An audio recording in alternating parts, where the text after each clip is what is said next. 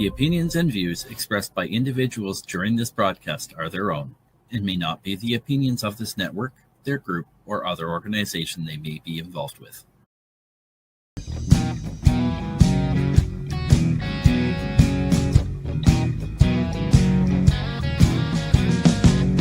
I'm looking at myself, reflections of my mind.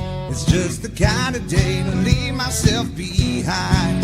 So gently swaying through the fairyland of love. If you'll just come with me, you'll see the beauty of Tuesday evening news. Tuesday evening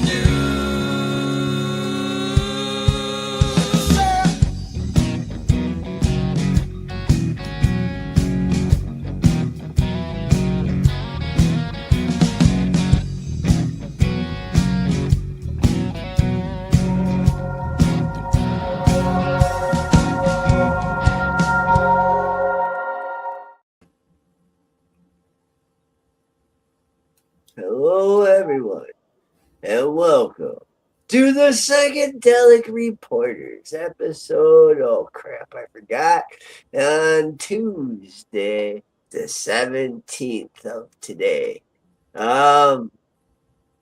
Here on NOK Network, the video news podcast focused on psychedelic medicine being reported in mainstream media. Shout out to the guys in Dead Ringer from Kirkland Lake, Ontario for the awesome intro track. Originally recorded by the Moody Blues with some customized changes for our show.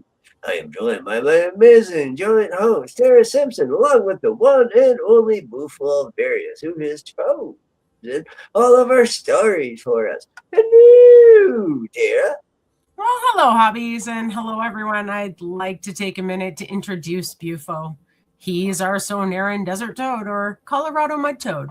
Did you know he emits DMT from his skin? And well, that sounds like good fun. Park rangers would like to remind everyone, please don't lick the toads. Don't lick the toads. I don't know proper etiquette. You don't go around licking things just because you want to lick things. Yeah, it's probably not very good for them. And, you kind of want to know how much DMT you're ingesting and setting. I mean, there's so many things that go into that. So just don't go licking wild toads, okay? So our first episode, our first news article. Yeah, okay. Well, we'll get right into it because it's Fat Tuesday. It's a holiday down here in Louisiana. Oh, cool. MarijuanaMoment.net. West Virginia and Mississippi lawmakers approved psychedelic bills to fund ibogaine trials toward FDA approval. And this is written by Kyle Yeager. Yeah, the West Virginia House of Delegates and Mississippi House of Representatives have both approved bills to support research in hopes of gaining federal Food and Drug Administration approval for the psychedelic ibogaine as a novel treatment option. In West Virginia, the legislation from Delegate Ryan Browning, Republican, unanimously passed in the House in a 96-0 vote on Thursday, sending it to the Senate for consideration. The similar Mississippi legislation passed that legislature's House in an 111-1 vote earlier this month. The research programs envisioned under both measures would focus on supporting trials that look at ibogaine as treatment option for opioid use disorder, co-occurring substance use disorder, and any other neurological or mental health conditions for which psychedelics demonstrate efficacy. Under the West Virginia bill, the Secretary of of the State Department of Health would be tasked with issuing a notice of funding opportunities under the program, allowing eligible participant or applicants to submit their bid to participate in the research initiative. An eligible applicant must be a for-profit, nonprofit, or public benefit corporate entity that has the requisite organizational and financial capacity to conduct FDA drug development trials and seek approval from the FDA to develop ibogaine therapies. They must also provide a plan to establish a corporate presence in this state and to promote and maintain ibogaine-related biomedical research, development, treatment, and manufacturing and distribution in this state, according to the bill's text. The health department would need to create an advisory committee to review and approve applications under the program, and that the panel would need to be comprised of subject matter experts, philanthropists, partners, and legislative designees. That's interesting. Lots of things to go through for. Okay, what part were we at? I'm sorry, I was doing medication before medication. If an applicant is granted. Okay, all right. If an applicant is granted approval, they would need to submit an investigation on new drug IND to FDA and seek breakthrough therapy status for ibogaine to expedite the drug development process. As soon as practicable after drug development trial sites are established, the applicant shall begin a development drug trial to administer treatment with ibogaine, it says. The Secretary, in consultation with the selection committee under S 16673 of this code, shall select an institutional review board with a presence in the state to oversee, verify the drug development trial research activity for scientific validation and authentication under the requirements of FDA. With respect to funding, the state health secretary may use money appropriately the secretary received as a gift grant and donation paid for a grant under this chapter. The secretary may solicit in accepting grants, donations of any from source for purposes of this section, it says. An applicant selected to perform a drug development trial under this chapter shall contribute towards the cost of developing ibogaine treatment in an amount of money that is at least equal to the amount of money that the applicant received in the form of grant from the secretary. In Mississippi, the legislation calls for the establishment of a consortium involving a drug developer, an institution of higher education, and hospital to investigate the therapeutic efficacy of ibogaine. The lead institution of higher learning of a consortium shall submit to the department a proposal for purposes of conducting an ibogaine drug development clinical trial in accordance with this act as set. The consortium would need a detailed plan to seek a breakthrough therapy designation for ibogaine from the FDA and proposal to recognize the state's commercial interest as an intellectual property that may be generated over the course of the drug clinical trial. Huh. Wow. Yeah. Meanwhile, at a top West Virginia GOP lawmaker recently said President Donald Trump's order to complete the process of federally rescheduled marijuana marijuana could move the needle to enact cannabis reform in the state. And I think most of this is actually, the rest of it's all about cannabis. So yeah, that's what I was, that's kind of what my was. Yeah. So I think we can that's okay. Yeah. Jump into the next one. And this one I really, really like. It's from statnews.com. How much should psychedelics researchers disclose about their personal use? Many entered the field because of their own experiences creating ethical dilemmas. Bullshit. The only ethical dilemma are the people's having a fucking problem with. My bad. Okay, anyways, by Ian Reardon. And let's get into what they mean. Yeah, most drug trials are designed to keep personal experience out of the room. Psychedelic research is the exception. Walking into a psychedelic trial site, you will encounter clinicians, statisticians, and facilitators who often first became interested in this work through their own psychedelic experiences.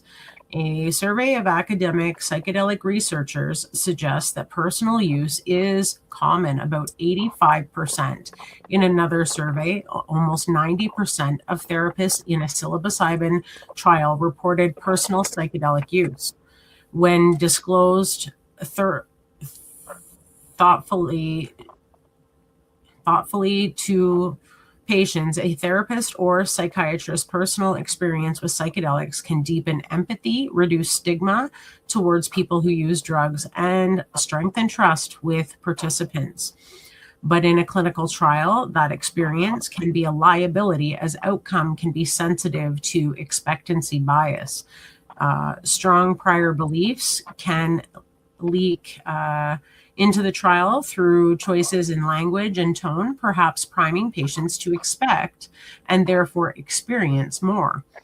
It can also weaken blinding and biased judgment calls when the data is ambiguous. Across 3 experimental studies, participants rated a fictional psychedelic researcher as less scientifically honest and professional when informed of his psychedelic use, and judged his work as lower quality than when he was closely associated with psychedelic culture, even when the underlying study descriptions were identical. Identical. Wow, that's interesting. The question is whether and what the trial staff who have used psychedelics should disclose to participants, and when disclosure should be limited to institutional channels. One possible solution to this problem is scoped transparency, which is a way of defining how researchers and therapists share their own psychedelic use and advocacy when both could reasonably create bias affecting blinding or shape how study participants frame their experiences. This disclosure through institutional channels, such as conflict of interest forms, ethical review, and decisions about who plays which role in a trial, mitigates the risk inherent in casual public storytelling while still acknowledging that personal psychedelic experience can be relevant and managed rather than hidden. So scope transparency is a middle ground between secrecy and full self-exposure. It limits what is shared, who sees it, and when. The aim to reduce both the risk of biased results and the risk of confusion or harm for participants. Personal psychedelic experience becomes another stake in the work and is acknowledged as a factor that can sometimes pull the researcher towards certain views or outcomes. Scope transparency treats this mix of benefit and risk as one explicit part of trials design. A 2024 review of expectancy in psychedelic trials found that blinding is often ineffective.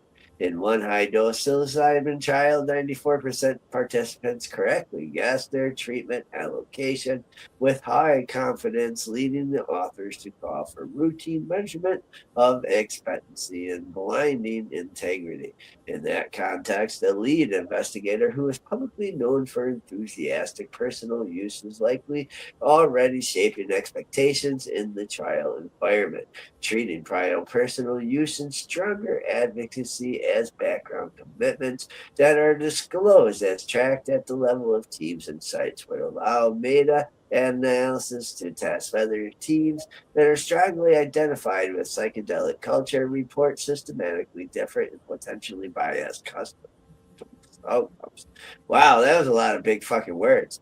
Medicine already has a similar template. The International Committee of Medical Journal Editors Conflict of Interest Standard asks authors to report relationships and activities that might bias or seem to bias their work, and has become a common reference across journals.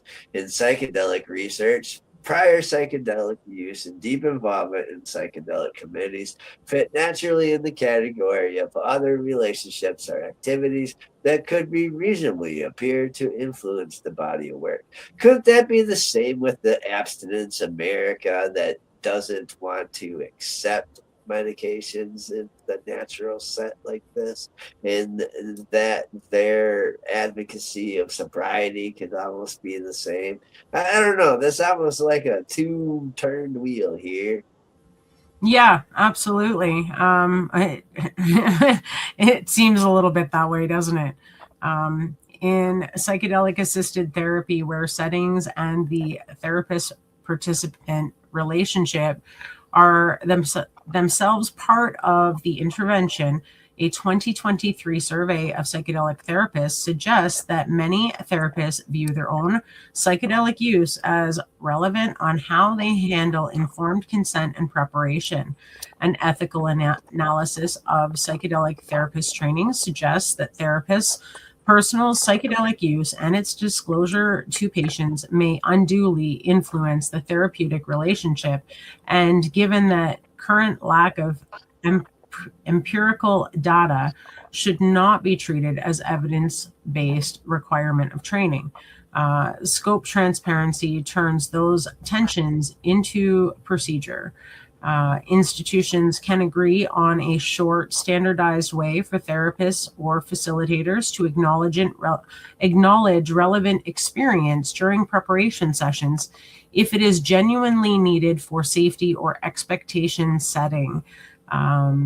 Staff would be instructed not to answer direct questions about their own personal use during dosing and outcome visits, where expectancy effects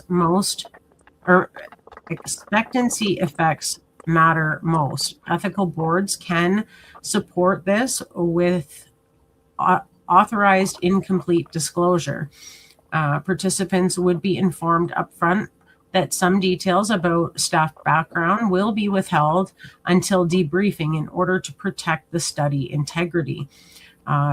Journal editors and professional societies can take steps early by adding a few positionality items to existing disclosure forms for psychedelic work, and by asking authors to state briefly how experiential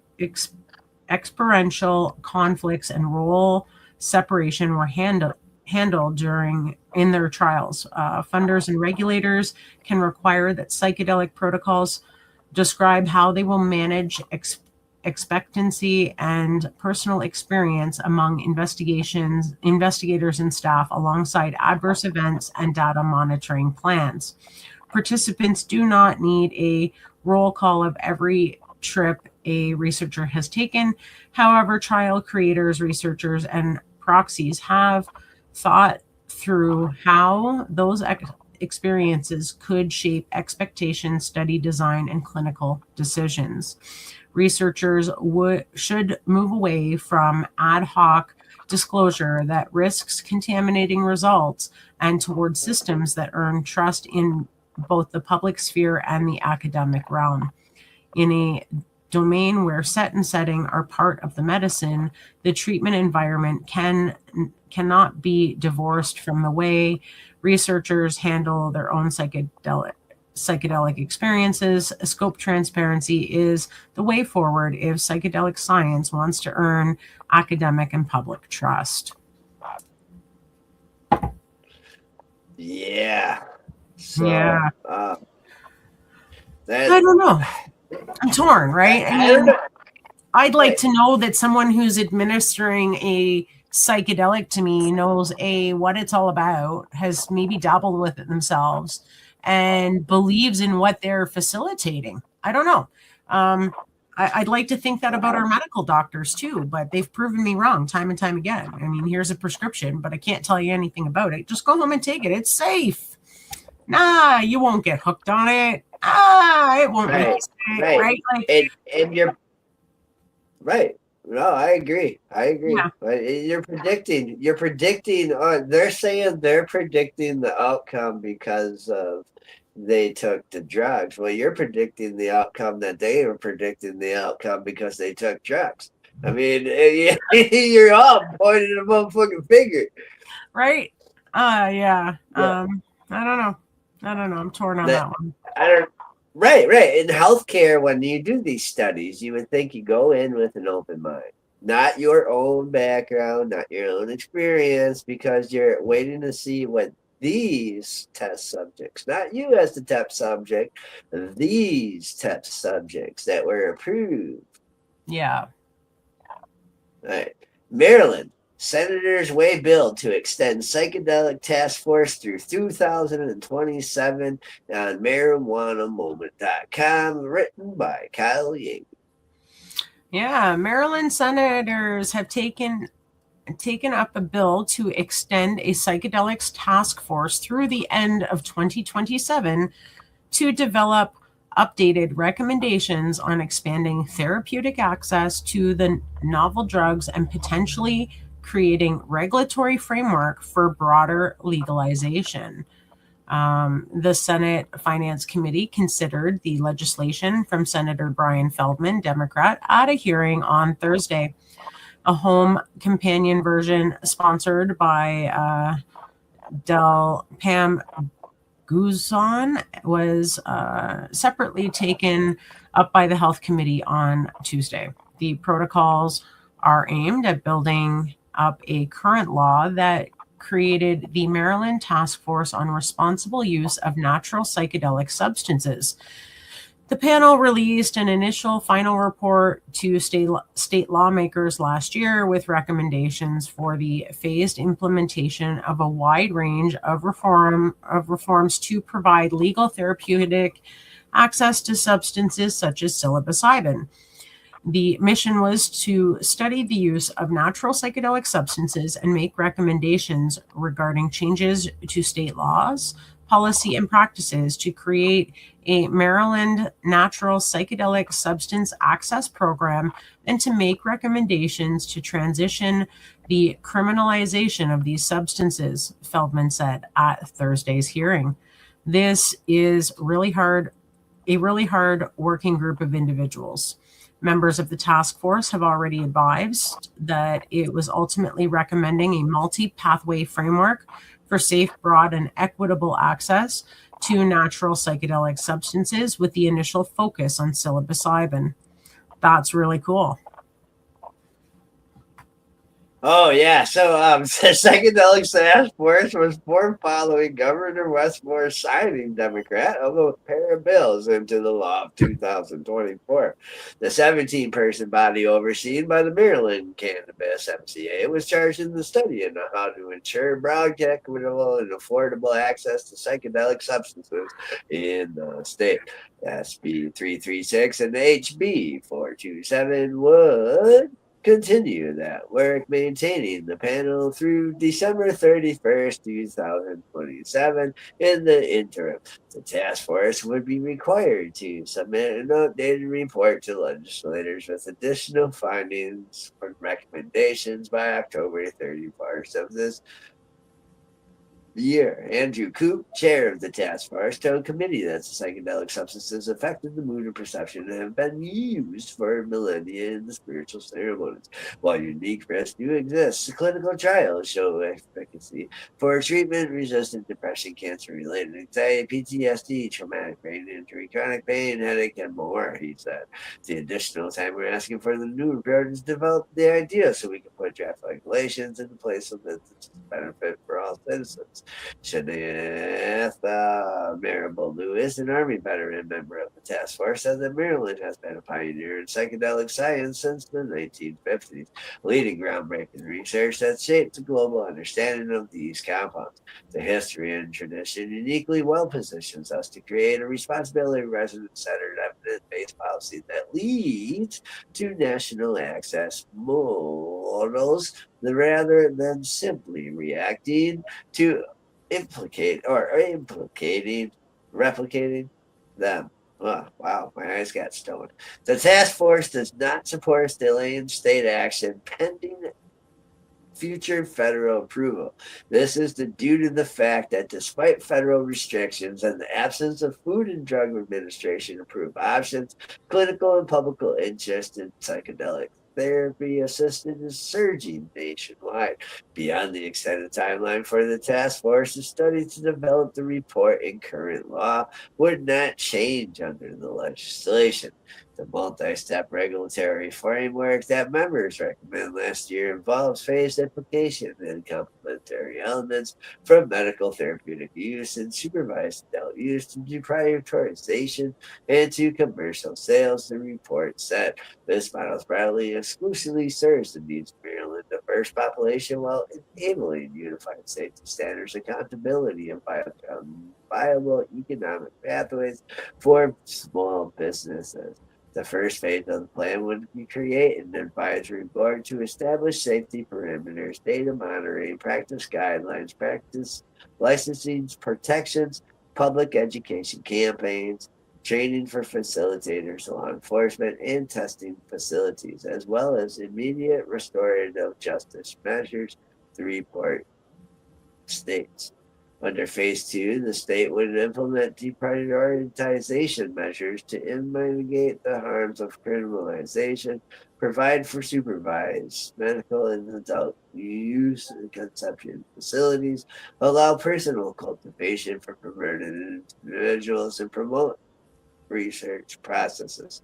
Finally, phase 3 would contingent be on the demonstrated safety outcomes and provider confidence based on the prior steps. Should these factors be satisfied, the last phase would lead to a commercial sales program for adults who maintain an active license to use natural psychedelic substances, coupled with an evaluation of the state's readiness for expanding to additional natural psychedelic substances.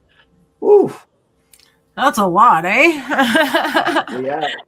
Yeah, safety and oversight measures ensure responsible and gradual expansion of access while maintaining capacity to identify and respond to emerging issues swiftly, the report said. This approach plans for long-term learning and improvement, starting small, utilizing built-in evaluation and accountability mechanisms from the outset, gathering real-world data and committing to an iterative approach to policymaking. Notably, the task force said it did not support delaying state action pending future federal FDA approval. The task force recognizes that implementing such a comprehensive framework requires careful sequencing and coordination, with particular attention to scope of practice issues that may significantly affect the viability and safety of different pathways. However, the order of implementation must carefully consider professional regulatory frameworks and safety concerns by medical organizations and healthcare providers. The task force recommendation for simultaneous implementation of multiple pathways does not mean that all components must activate on the exact same day, but rather that Maryland should avoid the sequential approach seen in other jurisdictions when implementing one pathway causes others to languish or bolster black market or gray markets. Rather, the task force said the multi-phase approach to psychedelic reform establishes foundational supports that support all pathways equally, followed by a coordinated launch of medical supervised adult use and deprioritization pathways that commercial sales following once product safety systems are operational. Members also said that the model envisioned could be used by other states to develop their own laws that adapt within their own circumstances and values. At this point, the task force is only looking at psilocybin, mescaline, and DMT. While the legislature empowered members to investigate potential regulations for other psychedelic substances, they decided to take their more conservative approach in their initial work. As originally introduced, the House version of the task force legislation contained more prescriptive requirements to explore and issue recommendations on aspects of psychedelic policy, such as systems to support statewide online sales of natural psychedelic substances with home delivery, and testing and packaging requirements for products containing natural psychedelic substances with clear and accurate labeling of potency. The language was ultimately removed, however. The task force legislation advanced about 2 years after different law took effect, creating a state fund to provide cost-free access to psychedelics like psilocybin, MDMA, and ketamine for military veterans suffering with PTSD and traumatic brain injury. And then continues into just a little blurb about cannabis, and you can finish if you want. Well, speaking about cannabis, it's medication time. That's right, folks. It's time to pay some bills. So stay tuned for a word from some of our amazing sponsors, and then we'll return with more articles Bufo has chosen making mainstream media news. Back in 4 minutes and 20 seconds here on the Psychedelic Reporters on the NLK Networks. Reporters on NLK Networks back from, okay, see ya!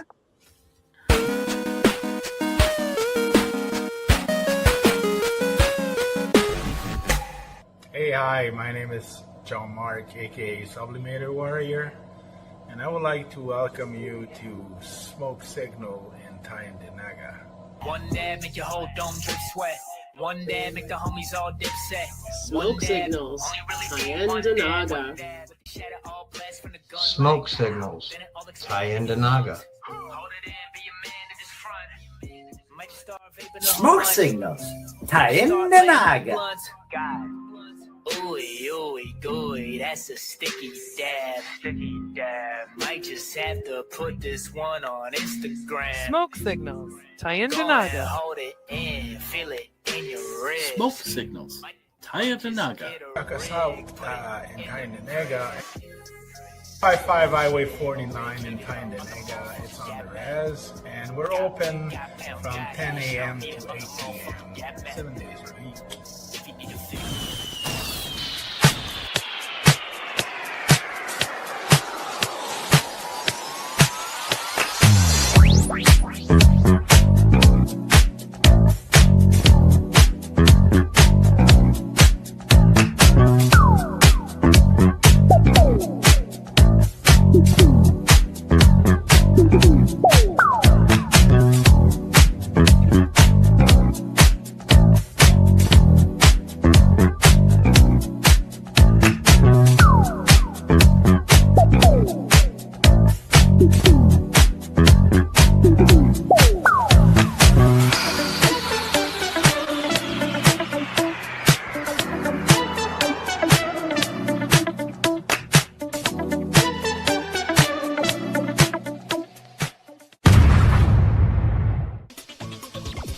Advertising space available at NOK. Contact us for a rate sheet at knocknetwork.com.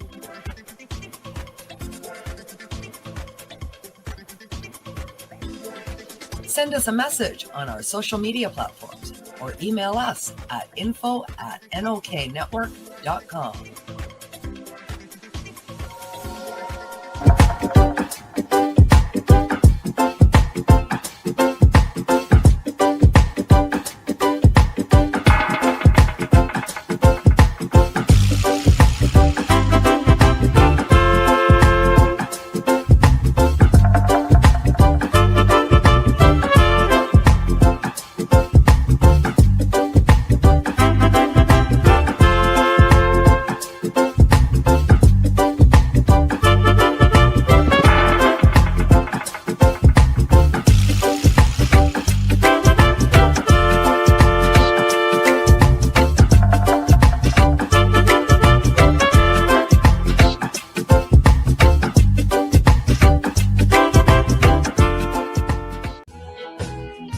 Dirty Dave, award-winning cultivator for over 4 decades.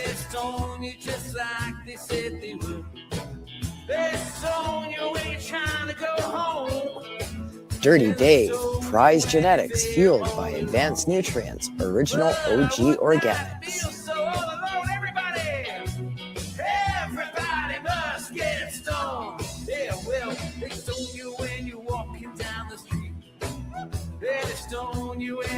Dirty Dave, award-winning products available at these fine establishments.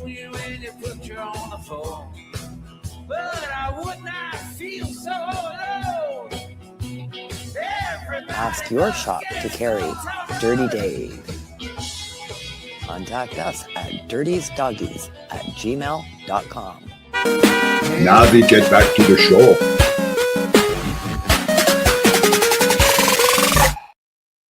And we're back from our medication session live here on Psychedelic Reporters on NOK Network. And we have another set of stories coming at you from the realm of psychedelic medicine. Usually this is where the mushroom comes in, but he's, I don't know, I think he's like stoned. It's Fat Tuesday, man. All right, so let's get at it. Yes, let's get, I think I said that already. Oh, okay. All right, our next article comes out of Ordnance would tell Portland cops to ignore psychedelic mushroom use and home growing from www.com. The Portland Psychedelic Society Action Fund lobbied one city councilor had in recent months to get such a policy idea in the works. And this is by Sophia Peel. Look at all that inoculated, like, grow bags. That's really cool. Yeah. A lot of people are using grow bags these days. That seems to be the go-to. A nonprofit group has in recent months been lobbying City of Portland officials with some success to bring forward an ordinance that would tell the Portland Police Bureau to deprioritize any calls related to the personal use or cultivation of psychedelic mushrooms. The 501c4 nonprofit called the Portland Psychedelic Society Action Fund spent $18,000 in the last fiscal quarter of 2025, primarily lobbying Councillor Mitch Green on the ordinance, which the group has dubbed the Portland Safety and Health Act. The ordinance as it currently stands resides with the city attorney's office for further crafting, but a memo about the proposal shows that it would direct police officers to make enforcement of existing laws around growing psychedelics, gifting psychedelics, or free psychedelic ceremonies the lowest priority.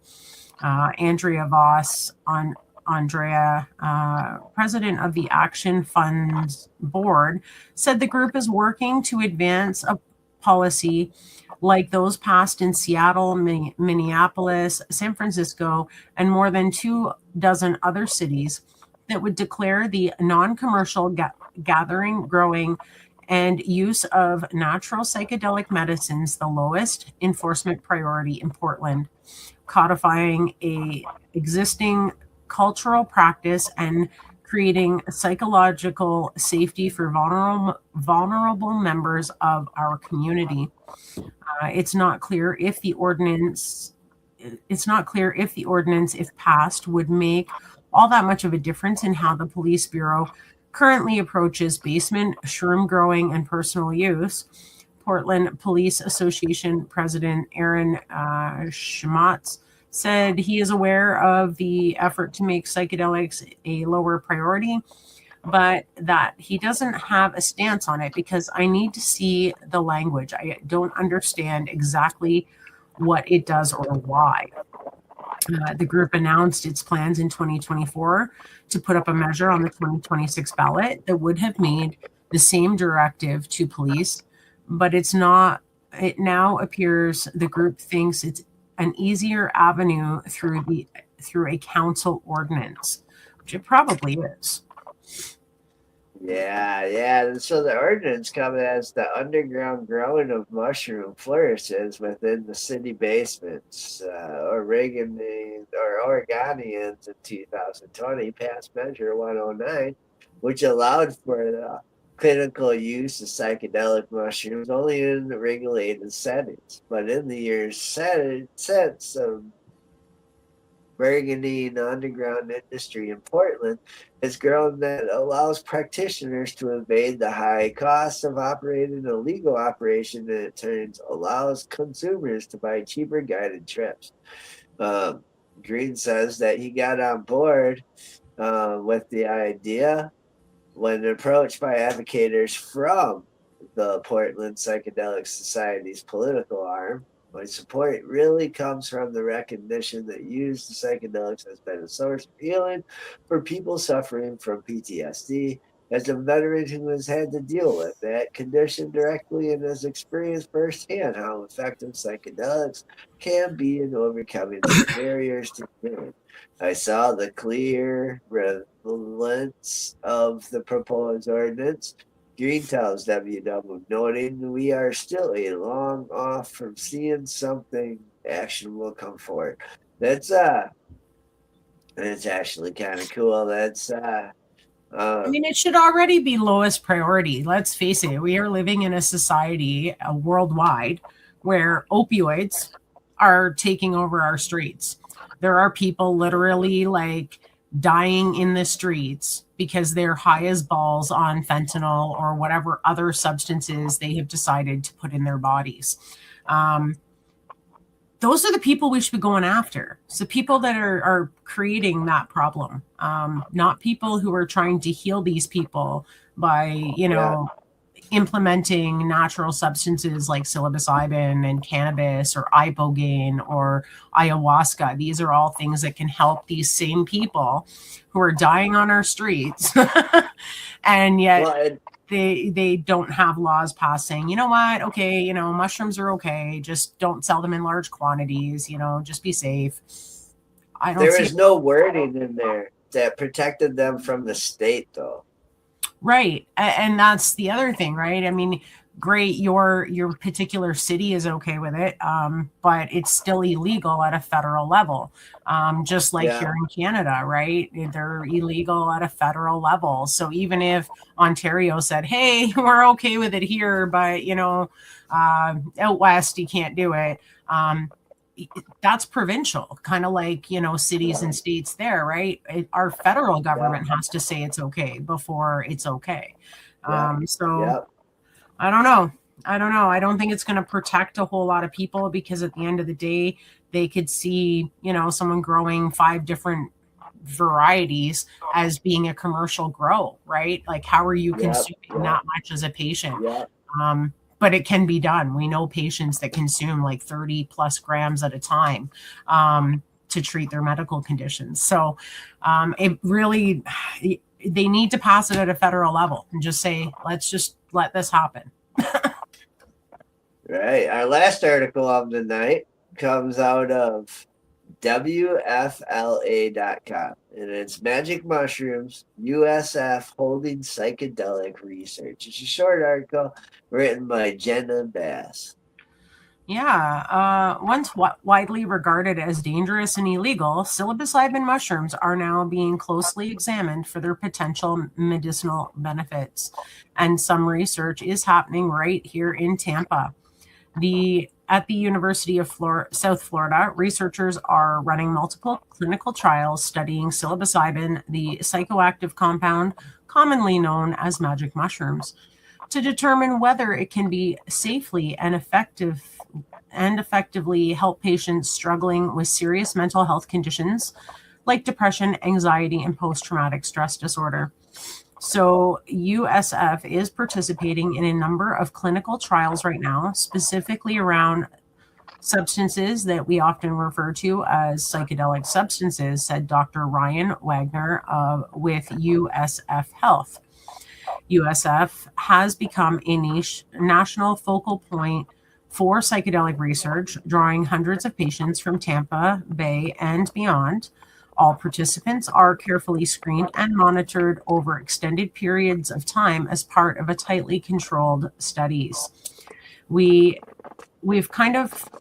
become kind of focused on having a variety of psychedelic trials that have tended to yield some pretty good results, Wagner said. These compounds are being studied for what doctors describe as rapid relief. In some cases, patients have reported significant improvements in their symptoms after just a single dose. But if you're going to have to receive multiple doses as part of the study, we have people report significant improvements after just the first dose, Wagner said, calling it a huge difference for somebody who's struggling with depression. And I would agree, because I mean, SSRIs take 6, 8, 12 weeks. And they're not nearly as effective as what we're seeing in the psychedelic realm with some of these substances. So. Right. Where are we? If I lost place, I see the thing go up. Huh? Still medical experts. Oh, yeah. Okay.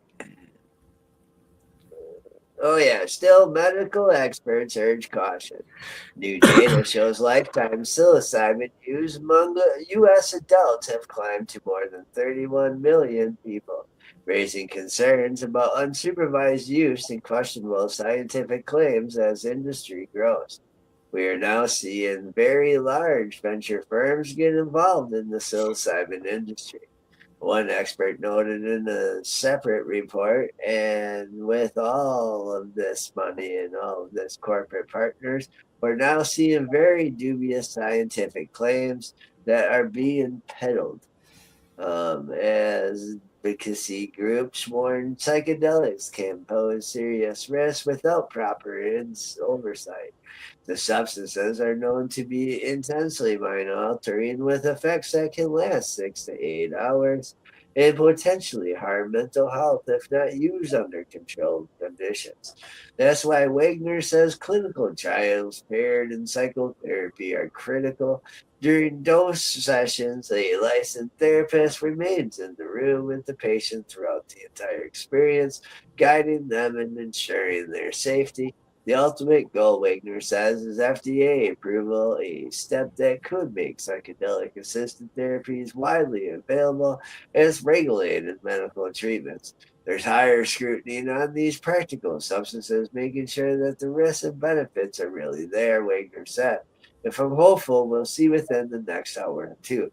If approved, psilocybin-based treatments would open the door to new options for patients who have not found relief through traditional therapies. Enrollment for psychedelic clinical trials at SUSF is currently open. Oh yeah, not if they get a puppet there first. Information on how to apply for potential treatment is available at this clicky link. That's cool. So all you people down Florida way, there are trials happening, and you can go and click that link and see if you can get in on that. Oh man. So thank you for joining us here on Psychedelic Reporters on NOK Networks, and for tuning in to our video podcast on NOK Networks Rebel and YouTube page, as well as our social media sites. That's right, folks. We hope you've enjoyed your update today of mainstream media coverage of psychedelic news and advancements from around the globe. Many thanks to our sponsors, to Kim Cooper, who is in the back, and to my joint hosts, Tara Simpson and Bufo Alvarius, for making this show possible, and to you, the listener, our listeners, for joining each week on Psychedelic Tuesdays. Let's hear from Dead Ringer again from Kirkland Lake on our way out. Good night.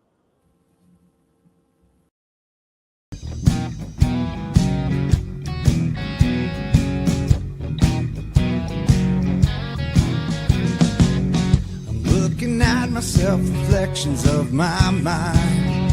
It's just the kind of day to leave myself behind.